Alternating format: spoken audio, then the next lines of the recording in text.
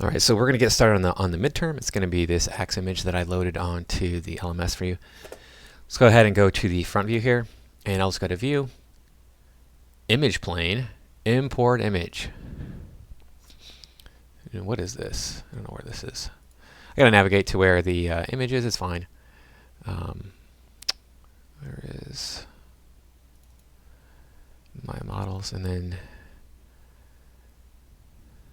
should be there, source images, and then put that up. There you go. I'm going to press R and make it a little bit bigger because it's pretty small. It's only a few centimeters tall even at this point. It's better to work bigger in many cases. Most cases, I'll move it over so it's more centered. The shaft is more centered on the center line here. The reason I'm doing that is this, it'll be easier just for the modeling, because when I create a cylinder for the shaft here, it's going to come right into the middle, right? So we're going to create a cylinder right now. There you go. It's right centered on the image. So we'll click on radius, then middle click and drag over here, and it looks like we're at 3. Okay, great. And then the height, you can look at the height. You can actually count the grid squares because each grid square is one height. So 1, 2, 3, 4, 5, 6, 7, 8, 9. It's like 10. And there we go. Bring that up a little bit. Slightly more than 10. I'm not too worried about it. The subdivisions on axis, we don't need to have. I mean, yeah, we don't need to have 20. I'll do 16 just to make it a little bit less. I'll leave it kind of high in case I ever want to texture it. Be easier for the normal map to understand what's happening when I put that on if I do textured here. So I'm going to make this ring down here on the bottom. This counterweight on the shaft. And that's going to be another cylinder. So to do that, I'm just going to come over here and get in close. And then I'm going to turn on X-ray. X-ray, remember, is right here on my panel toolbar. Click on that and then click on the cylinder. This is on my custom shelf, so your cylinder might be in a different position than mine is. And my custom shelf is different because I'm not using my work computer. For those of you watching this who are in my class. And then we're going to change, it looks like the height for this is about 1. So we can do height 1. And that looks pretty good. And then the radius, I'm going to go 3.5 just to try it out. Because I know that the 0.35, that is 0.35.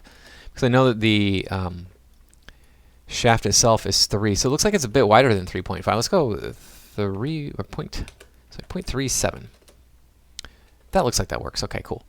Now I have these little things here. I'm going to add on subdivision on a cap, make that a 2 to kind of get this detail in here. We're going to add on subdivision on height. We can just go with like 5 or something. That's fine. I'm going to go to edge here. I'll double click this edge and I'll move it up. Double click this edge, move it up. Double click this edge, move it down. And double click this edge and move it down. So I'm outlining those grooves on the looks like this one is kind of weird. It's kind of wide. I'll make it narrower so it matches with the other one more or less. Alright, so we have this here. I'm going to go to Object Models, press Control and then 1. Hold down Control, press 1. So we can isolate everything here. Go to Edge. Double click here, press R, and then I'm going to scale from this green square over here. So this little green square will allow me to scale. You can scale from the center in this case. That'll work too. But it'll scale only in X and Z. It won't scale in Y. It's not going to scale in Y anyway because it's two-dimensional, but I'll scale this out and it'll give me a control edge on this corner here. You could use bevel to get, you know, all the 3 edges around there to keep it sharp and all that stuff. Go to Object Mode. You can press 3 and you can see that that's pretty sharp right there. It's not very soft. I'm going to click on this face, hold Shift, double click the face next to it so I get that entire band of faces. I'm going to do the same thing down here, only I have to hold Shift to select this one face and then Shift double click. Select all those. And now I have all of those faces selected. I'm going to hold down Shift and I'm going to go back to that square that I clicked on to make the ring up here, the edge ring up here, wider. So I'm going to hold Shift and I'm going to click on that same square and I'm going to pull in and I'm going to, that did not work. I know why. I think it's a thing with Maya where it doesn't want to do that. We'll just do it one at a time. It'll work on one. Or not. Why is this not working? That doesn't make any sense. If I extrude that, it does weird stuff. I don't know why it's doing that exactly. I can't remember if there's a reason for it to do that with the scale. It's not doing it down here. It's doing something completely different. It's doing something, well, not completely different, but it's doing something different. All right. What I'm going to do is I'm going to delete these faces out. So we'll work around this. That's fine. We'll do it up here too. And then what we can do is take the edge here, double click that edge, and this should allow me to come in like that. So this is the hard way of doing this. This is going to take us much longer, much more time, and it's not going to be as accurate by any stretch. I'm going to try to get them close to the same, but I can't guarantee that they're going to be exactly the same. I could come in over here, go to object mode, press Control 1. This is the top view, and I'm going to turn on X right here, so I can kind of see, and then we can kind of figure out if they're the same depth over here, and then I can scale them to match with the other edges that are around there. I think that's pretty much the same. And then what we can do is we have both of these selected. I hold Shift double click to select the other edge loop, and then I can bridge them. So bridge should be on your standard shelf. If not, it's underneath edit mesh. And now I have that shape in there. All that worked just because my extrude did not work. We can try doing both of these at the same time. I don't think that's going to work. Well, okay, that worked. Okay. So we could extrude both of these at the same time. I don't know why we can't do it with the face, but whatever. And then I can bridge them. Just bridge. And it's good that you see these different techniques. Now, this is not going to work overall when I press 3 here. If I turn off my X-ray, you can see that's kind of not good. But we can fix that with bevel. We can bevel these edges. So just go ahead and click on bevel.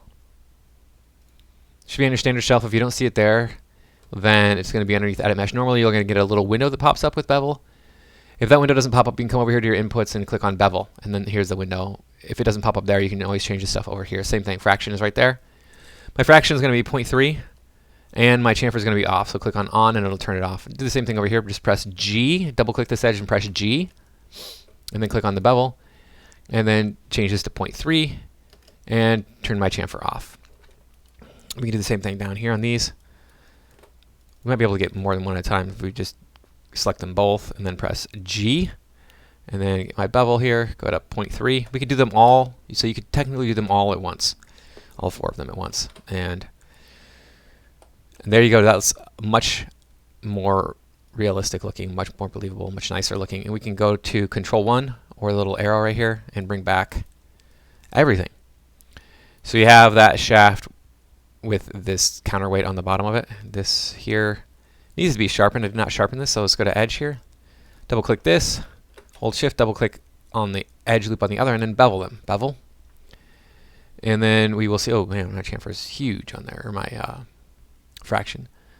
Let's go to the bevel over here, and then I'm going to make this a 0.1 in this case. Make it really close, and then click on the on down here on chamfer. Go to object mode now. If I press 3 on this, it's nice and sharp there. We technically need more edges along in here, and I should have probably made them when I was setting up the cylinder, because I can't make them now. It'll destroy the shape, but we can always add them later. We don't need them right for this project. We're not going to put this into ZBrush and do anything to it, so I'm not too worried if you have extra edges on there or not. All right, so let's add on these little nubs down here, these little rivets that hold this counterweight in place, and that's going to be a sphere. Click on the sphere. Now, a lot of people see them do this when they're dealing with spheres. Like, okay, I need half a sphere. They'll go to the faces and then they'll delete them. This is wrong. You don't want to do it this way. This is the inefficient way of doing it. You want to do it this other way here from the side. But we're gonna change the shape of this first. Let's go to radius. Let's go 0.2 or something. Make it small. Move it out here. And I don't need this too many divisions. 8 will be fine. So just click and drag down on the 20s and then type in 8. And then go to face and select half the faces and then delete it. Now, this is what you want. You want to be able to see that pull. That's the more efficient way of doing this. And then you can rotate it over. If you hold down J, J is in jump, you can click and drag, other way in this case.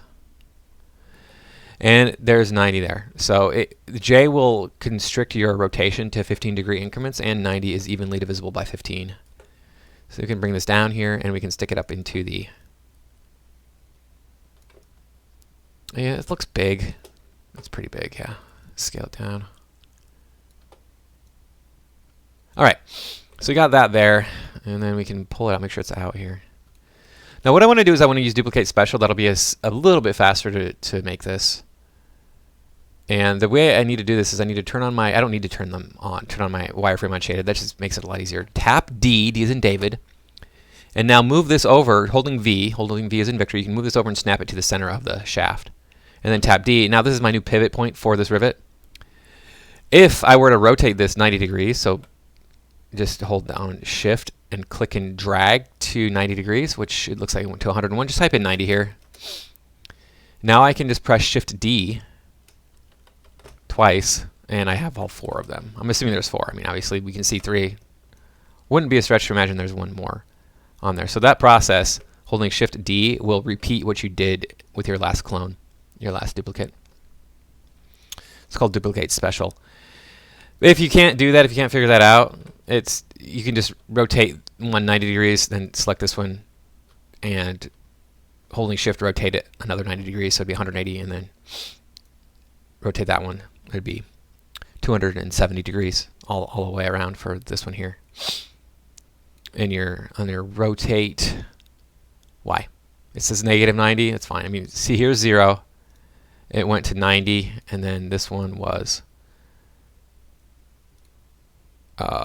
That's kind of weird that it went into the Z rotation, which is fine, but that's okay. And then this is negative 90. So anyway, we have the shaft now. We have the shaft of the axe. We're good. So let's go ahead and move on to the head of the axe.